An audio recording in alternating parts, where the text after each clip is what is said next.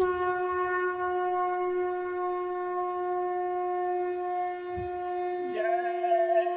गुरुदेव। जय गुरुदेव। जय गुरुदेव। जय गुरुदेव। दरबार में सच्चे सतगुरु के दुख दर्द मिटाए जाते हैं। दरबार में सच्चे सतगुरु के दुख दर्द मिटाए जाते हैं। दुनिया के सताए लोग यहाँ सीने से लगाए जाते हैं। दुनिया के सताए लोग यहाँ सीने से लगाए जाते हैं। यह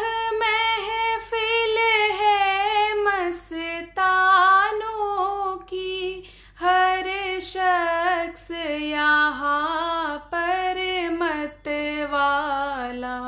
यह महफिल है मस्तानों की, हर शख्स यहाँ पर मतवाला।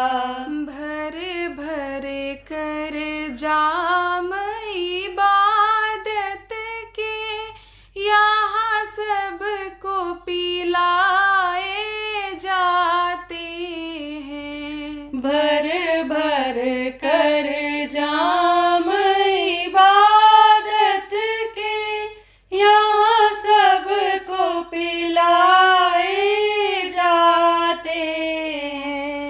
ऐ जग वालों क्यों डरते हो इस दर पर शीश झुकाने से। ऐ जग वालों क्यों डरते हो इस दर पर शीश झुकाने से। ऐ नादानो यह वह दर है, सर भेंट चढ़ाए जाते हैं। ऐ नादानो यह वह दर है, सर भेंट चढ़ाए जाते हैं। इल्जाम लगाने वालों ने इल्जाम लगाए लाख मगर। इल्जाम लगाने वालों ने इल्जाम लगाए लाख मगर। तेरी सौगात समझ करके हम सिर पे उठाए जाते हैं। तेरी सौगात समझ करके हम सिर पे उठाए जाते हैं। जिन प्यारों पर ऐ जग वालों हो खास इनायत सतगुरु की। जिन प्यारों पर ये जग वालों हो खास इनायत सतगुरु की।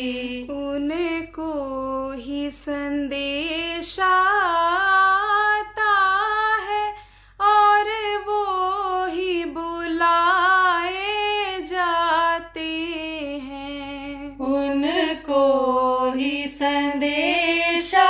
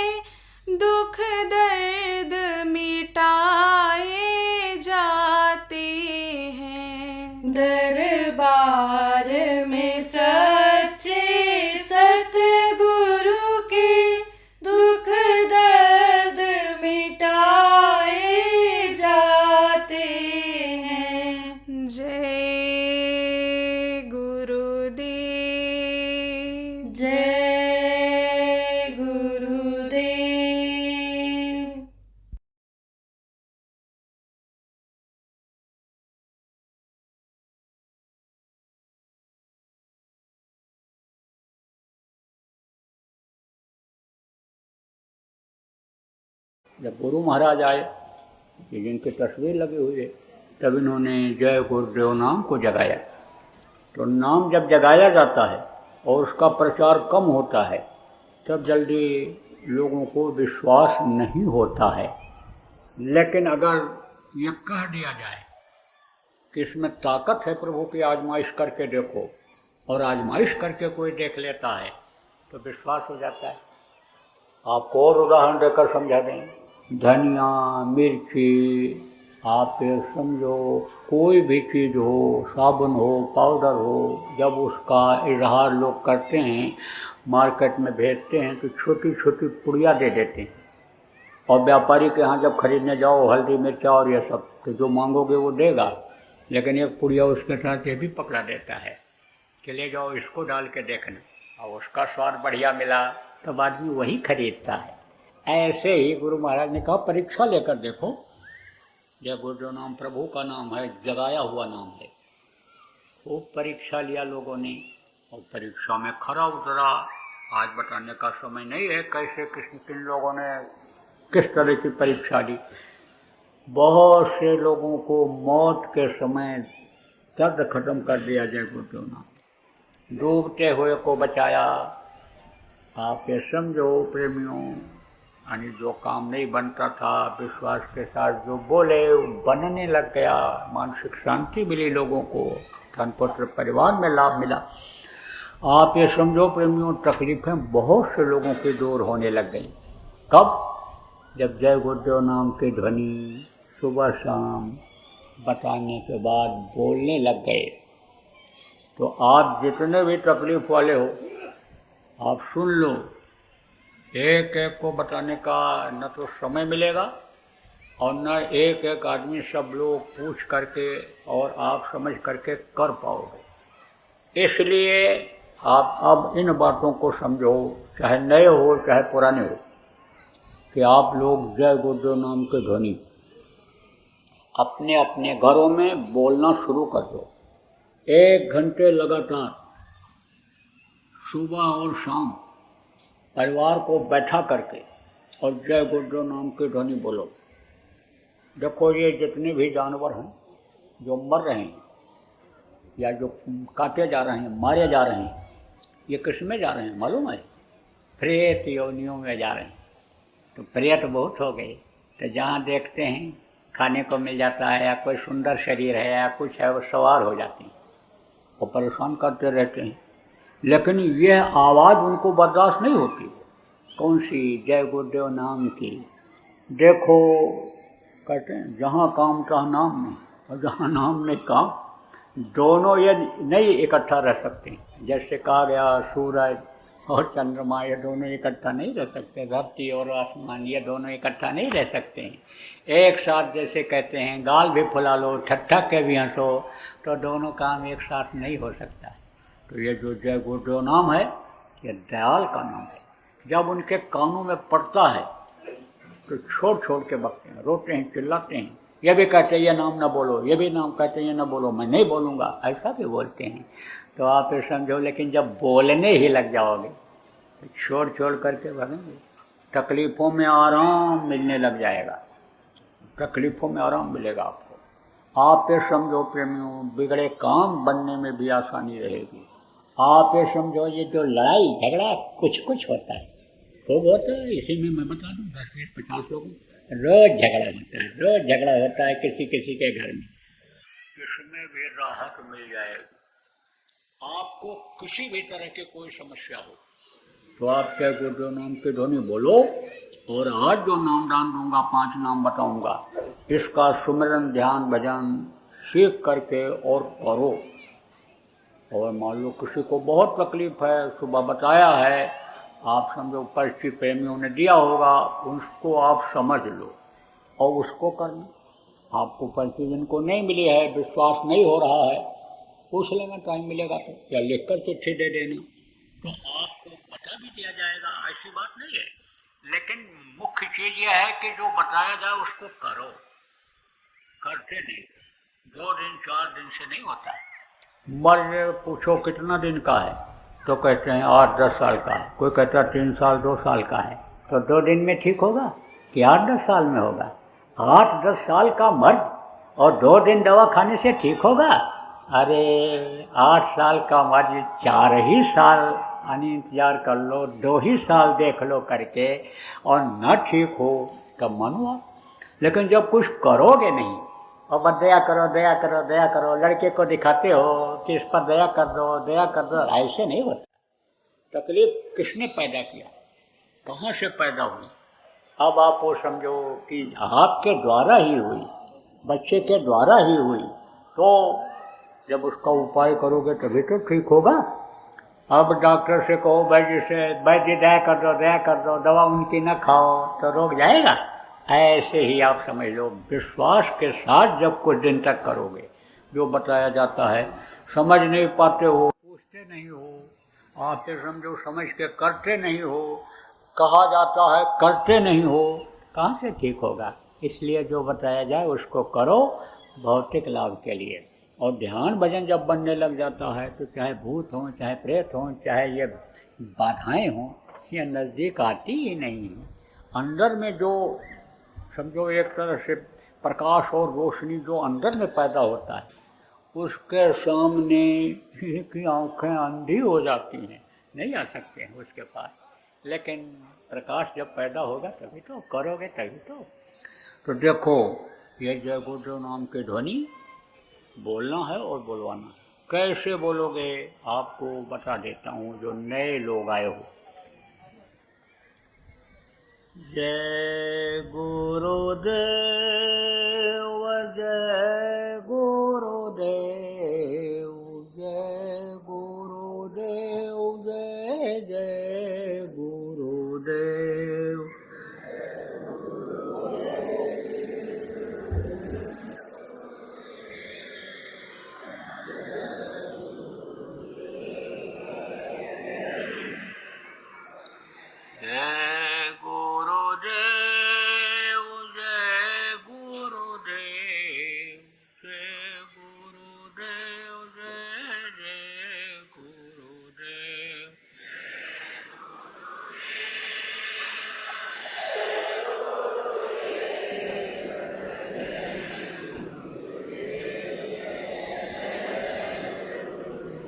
देखो ये 5 नाम, ये जो है वर्णात्मक नाम है, जय गुरुदेव नाम। अब 5 नाम आपको बताऊंगा। तो जिसका नाम होता है उसका रूप होता है, उसका स्थान होता है और उसकी होती है आवाज़। तो आपको वो मैं अभी बताऊंगा।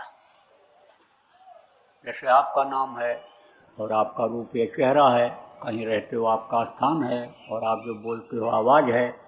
इसी तरह ये 5 धनी हैं, इनका नाम है, इनका रूप है, इनका स्थान है, इनकी आवाज़ है। तो वो मैं अभी आपको बताऊंगा, रटाऊंगा, याद कराऊंगा। जितना भी आप याद कर सको याद कर लेना, जो ना याद हो पावे उसका लिखा हुआ कागज़ यहीं आपको सत्संग के बाद मिल जाएगा। ना मिल पावे पुराने लोगों से पूछ करके लिख लेना, और जब याद हो जाए तब आप कागज़ को फाड़ करके कहीं सुनसान जगह पर फेंक देना। किसी को बताना मत, लिखकर भी मत देना, और रिकॉर्ड करके भी मत सुनाना, क्योंकि आपके बताने से उसका कोई फ़ायदा नहीं होगा। देखो प्रेमियों, पीपल, पाकड़ और रसाल ये 3 पेड़ होते हैं। इनका बीज या इनका फल सीधा अगर ज़मीन में गिर जाए तो वो अंकुरित नहीं होता है, पेड़ नहीं बनता है, पौधा नहीं बनता है। पक्षी खाता है और खाने के बाद बीज को जब नीचे ज़मीन में गिराता है तब वो जमता है। ऐसे ही जिसको आदेश होता है उसके मुँह से सुनना जरूरी होता है। तो आप किसी को भी मत बताना। और दूसरी चीज़ समझो, अभी आपको ध्यान लगाना बताऊंगा, और आप जब ध्यान लगाओगे ऊपरी लोकों में जाओगे, स्वर्ग वैकुंठ में जाओगे, देवलोक सूर्य चंद्र लोक में जाओगे, अंतर में आपको वो सब दिखाई पड़ेगा, तो खुश हो जाओगे, और खुश होकर के दूसरों को बताने लगोगे, और जैसे बताओगे वैसे ही वो बंद कर देगा। क्यों? क्योंकि आपको देगा, वो आपको देगा और आप उसको लौटा दोगे। जैसे धन किसी को दे दो और कहा जाए संभाल के रखो इसको और आप बांट दो तो फिर दोबारा देगा वो? नहीं देगा। ऐसे ही दोबारा फिर जल्दी वो दिखाई सुनाई नहीं पड़ेगा। तो उसके लिए बड़ी तड़प जगती है, बड़ी प्यास उठती है, बड़ी इच्छा जगती है उस आनंद को देखने सुनने के लिए। पागल जैसा हो जाता है हमें। जैसे मीरा रात रात उठ करके गलियों में घूमती थी, कोई ऐसा वैद्य मिल जाए जो मेरी तकलीफ को दूर कर दे, प्यास मेरी बुझ जाए प्रभु के अनुदर्शन की। रात दिना मोहिनी न आवे भावे अन्न न पानी।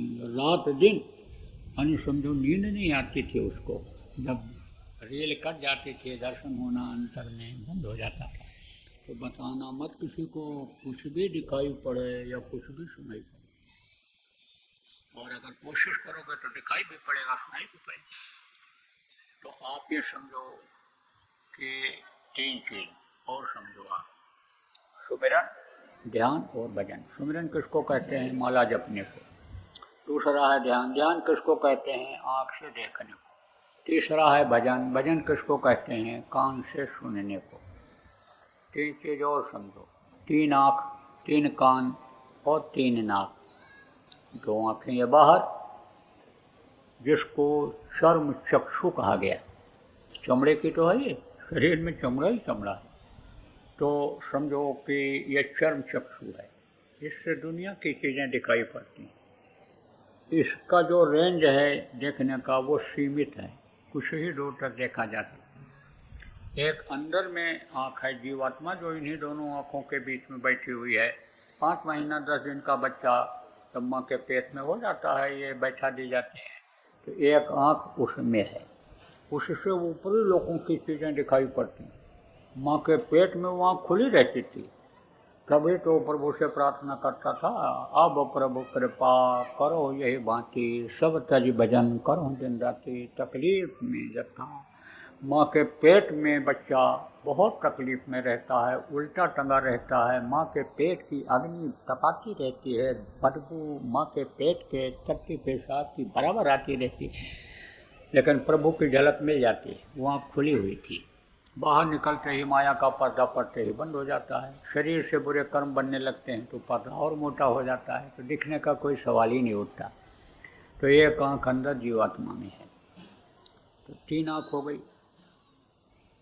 ये 2 कान बाहर, इससे बाहर की आवाज़ सुनाई पड़ती है। एक कान अंदर जीवात्मा में, उससे ऊपरी लोगों की आवाज़ सुनाई पड़ती है, जिसको लोगों ने वेदवाणी, अनहद, आकाशवाणी, गुरुवाणी, अमृतवाणी, हृदयवाणी जिसको कहा, यानी उस कान से सुनाई पड़ता है। दिव्य कान जिसको कहा या उससे सुनाई पड़ता है। और 3 नाक, देखो एक सुरा के दाहिनी तरफ और एक के बाईं तरफ। ये इससे क्या निकलता है? गंदगी निकलती है, बलगम जिसको कहते हो। तो जैसे नाली के ऊपर पुल बना दिया जाए, गंदगी छिप जाए, ऐसे ही ये ऊपर जिसको नाक कहते हो, ऊपर से उसने लगा दिया है। लेकिन है क्या? ये नाक है। ये क्या काम करता है शरीर में? अलग अलग काम है, अलग अलग यानी समझो शरीर के अंगों का काम है, और ये अलग अलग चीज़ों से बनते हैं। ये जल, पृथ्वी, अग्नि, वायु और आकाश, ये जो तत्व हैं, ये जो हवा पानी है, धरती है, इससे ये अंग माँ के पेट में बनते हैं। माँ के अंदर ये चीज़ें जो रहती हैं, बताया गया है। यूट्यूब पर बहुत से सत्संग पड़े हैं, चैनलों पर भी आते रहते हैं, आप देखे होंगे या देखोगे तो आपको मिल जाएगा। तो आप ये समझो कि यह जो नाक है, ये सुराख, यही यानी शरीर को चलाने में मदद करता है। शरीर के अंदर प्राण हैं, 10 प्रकार के प्राण हैं। 10 प्रकार के प्राण का काम अलग अलग है। जैसे समान प्राण है, आपको शुरू में बताया था कि पेट ही पूरे शरीर का संचालन करता है, यही खुराक देता है। तो ये जो प्राण है, एक समान प्राण यहाँ है। आप समझो उदान, अपान, यानी समझो ये वायु जिसको कहते हैं, तो प्राण भी हवा ही है। तो हवा में हवा जब वो डाल देते हैं तो ताकत बढ़ जाती है। जैसे ट्यूब में हवा कम हो जाती है तो और हवा बढ़ तो उसकी ताकत बढ़ जाती है, साइकिल तेज चलने लगती है, बाइक तेज चलने लगती है। ऐसे ही प्राण को ताकत देता है। क्या देता है? हवा। किससे लेते हैं? नाक से। तो एक सुराख से हवा लेते हैं, और दूसरे से गर्म हवा निकलती है। ऐसे करके देखोगे, थोड़ी देर के लिए दोनों नाक चलते आपको दिखेंगे, लेकिन उसके बाद फिर बदल जाती हैं। एक से गर्म हवा निकलती है और दूसरे से ठंडी हवा, अच्छी हवा जाती है। जब दाहिने नाक से हवा निकले अंदर से, तब समझो कि अंदर में कोई चीज़ डालने के लिए यह मशीन, पेट रूपी मशीन कहती है, तब भोजन खाना चाहिए। ये पहचान है कि कहा गया ना, भूख लगे तब खाओ, लेकिन शुगर का मरीज को तो भूख हमेशा लगी रहती है, तो उसके लिए क्या पहचान कि दाहिने नाक का श्वास चले तब खाना खिलाओ। पूछ लो दादाजी कौन सा श्वास चल रहा है, तब खिलाओ। तो कहने का मतलब ये है कि दो नाक ये बाहर और एक नाक अंदर जीवात्मा में। तो इस बाहरी नाक से बाहर की खुशबू लेते हैं, और ये जो खुशबू होती है थोड़े समय के लिए होती है, और अंदर में जो नाक है उससे ऊपरी लोगों की खुशबू जो मिलती है, वो समझो वो जिसको अस्थाई कहते हैं, मुस्तकिल कहते हैं, परमानेंट कहते हैं, वो खुशबू मिलती है और वो कभी ख़त्म नहीं होती। क्योंकि ऊपर की ये चीज़ें जो हैं, चाहे खुशबू हो, चाहे सुंदरता हो, चाहे बदलाव तो आता रहता है इसमें, लेकिन ये चीज़ें ख़त्म नहीं होती हैं। ये नाशवान चीज़ें तो यहीं की हैं। आप ये समझो कुछ लोगों की चीज़ें तो प्रलय में ख़त्म हो जाती हैं, लेकिन वो अनामी धाम की, सतलोक की, अलग कदम की वो चीज़ें जो वहाँ पर हैं वो ख़त्म नहीं होती। तो आपको समझने की ज़रूरत है। कोई अपने मन से नहीं कह रहा हूँ, उदाहरण इसलिए देता हूँ कि आपको पक्का हो जाए, आप समझ जाओ। नानक साहब ने कहा, भांग भखोरी सुरापान उतर जाए प्रभात, नाम कुमारी नानका चढ़ी रहे दिन रात। वो नशा जब आता है तो दिन रात चढ़ा रहता है, कभी उतरता ही नहीं है। ये तो भांग खा लो, शराब पी लो, सुबह उतर जाता है। तो दो नाक के बाहर और एक नाक अंदर जीवात्मा में। तीन नाक, तीन कान, सुमिरन ध्यान भजन तीन कीजिए। 5 नाम, 5 रूप, 5 स्थान, 5 की आवाज़। अब आपको दूंगा नामदान। अब इसके लिए ना आपको घर छोड़ना है, न जमीन जायदाद छोड़ना है, न बाल बच्चों को छोड़ना है। गृहस्थ आश्रम में ही रहो, है तो अच्छा खाओ, है तो अच्छा पहनो, है तो अच्छे घर में रहो। आप ये समझो जिस जाति बिरादरी में रहते हो वहीं पर रहो। जिसके साथ आप बैठ करके रोटी पानी करते हो, खाते हो, शाकाहारी भोजन उसी के साथ खाना। लड़का लड़की का शादी ब्याह जहाँ करते हो वहीं पर करना। ये ज़रूर कहता हूँ कि बच्चे बच्चियाँ जब बड़े हो जाएं, पढ़ लिख लें, शादी के लायक हो जाएं, तो समय पर शादी ब्याह आप कर दो, पढ़ाई लिखाई कर लें। नहीं नौकरी मिलती है तो कोई भी काम सिखा करके काम करा दो, धंधा करा दो। जिस काबिल हों उस नौकरी में उनको भेज दो। बड़ा ख्वाब मत देखो, न देखने दो उनको, काम में लगा दो। और काम करते करते पढ़ाई कर लें, नौकरी करते करते लोग पढ़ाई कर लेते हैं, ऊँचे वादे पर चले जाते हैं, लेकिन खाली मत बैठाओ। ये ज़रूर कहता हूँ। देखो लोग हमसे पूछते हैं घर खरीद लें, खरीद लो, नया खरीद लो, पुराना मत लो। प्लाट खरीद लें, झगड़े झंझट का मत लेना, सरकारी मत लेना, ठीक ठाक हो खरीद लो, घर बना लो, मना नहीं करता हूँ। आप ये समझो कि लोग कहते हैं धंधा कर लें, कर लो, लेकिन सीख करके करो, पार्टनरशिप में मत करो। साझे का धंधा अच्छा नहीं होता है, खुद करो, छोटे पैमाने से शुरू करो। अनुभव जब तुम्हारे पास रहेगा बढ़ जाओगे, बड़े व्यापारी बन जाओगे। ये ज़रूर कहता हूँ, ये ज़रूर कहता हूँ। छोटे बच्चों का ध्यान रखो, इनको बिगड़ने से बचाओ, इनको गलत बच्चों के साथ से बचाओ, इनके खान पान पर ध्यान रखो। ये ज़रूर कहता हूँ। देखो हमारे यहाँ तो कोई भी भेदभाव नहीं है, सब एक जैसे हैं, सब एक जैसे हैं।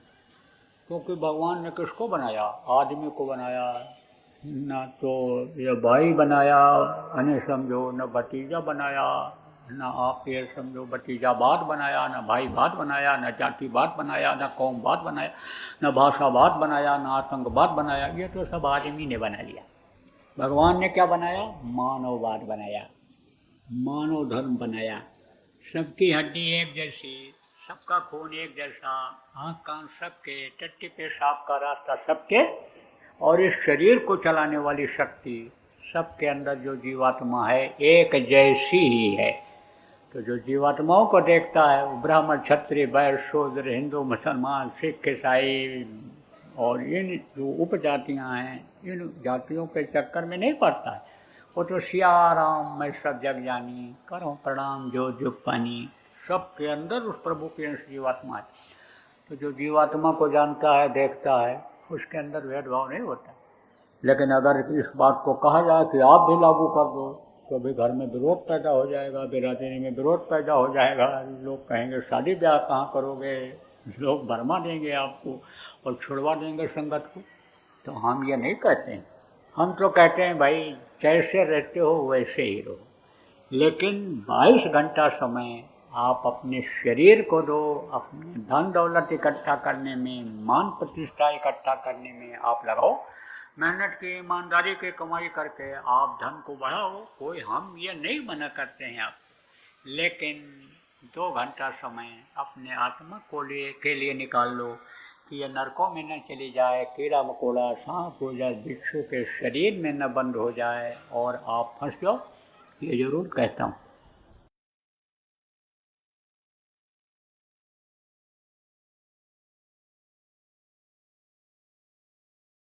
कहते हैं ना, तरुणाई अंगड़ाई लेती है जब, तब समझो इतिहास बदल जाता है। युवा में बहुत बड़ी शक्ति है, लेकिन हमको तो सबसे ज़्यादा चिंता इन युवाओं की है इस समय पर कि जो नशे की आदतों में फंसते चले जा रहे हैं, चरित्र को अपने गिराते चले जा रहे हैं, भारत जैसे चरित्रवान देश की गरिमा को ख़त्म करते चले जा रहे हैं।